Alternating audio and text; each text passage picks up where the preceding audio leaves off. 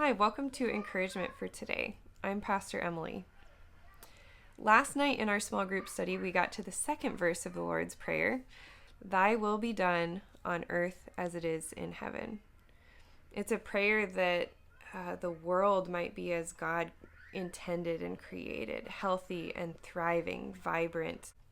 But as we were talking about this verse, we also were talking about the reality that there's an already dimension about God's kingdom being here, and there's a not yet reality where this is not heaven.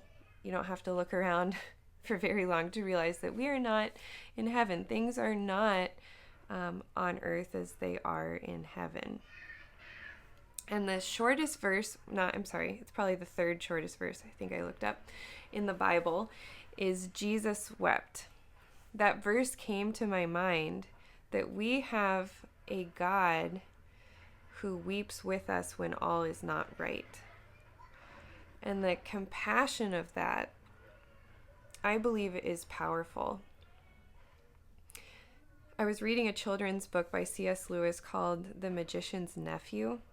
And there's a scene where the main character, the little boy, he's being tempted to take this magical fruit and to use it for his own desires, rather than following what the Creator had asked him to do. And the temptation is like, oh, well, you could save your ill mother. He's just trying to keep you from good. Like, why don't you just ignore him and go home, and your mother can live forever. And there are these whispers of things that sound good, maybe, in the moment, but that don't, there's an underbelly side of like, what am I missing? Why do you want me to do this so badly? And the little boy, he remembers telling the Creator in the story, Aslan, about his mother.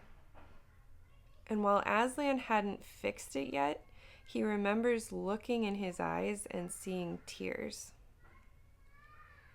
And that's enough for the little boy to hold on to, no, I'm going to follow what Aslan asked me to do. Because he could feel that it was good and it was right. All because Aslan cried when he heard about the boy's mother. And I thought, it's a children's book, but it's a beautiful portrayal of how powerful it is that Jesus weeps in the Gospels in the context of Lazarus' death. Even though Jesus knows he's going to raise Lazarus from the dead in that story, in that context. But God meets us in the pain of things are not right yet.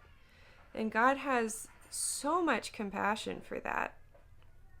I mean, in Christian belief, God even became human in Jesus and came towards us to be with us in this mess of it's not right here yet.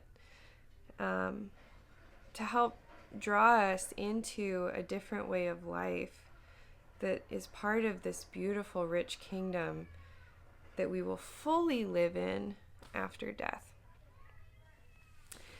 But I just wanted to reflect on the third shortest verse in the Bible. Jesus wept. We have a God who loves us and meets us with extraordinary compassion. And I think, like the little boy in the story, it reminds us he's good. This is good. We'll talk to you again soon.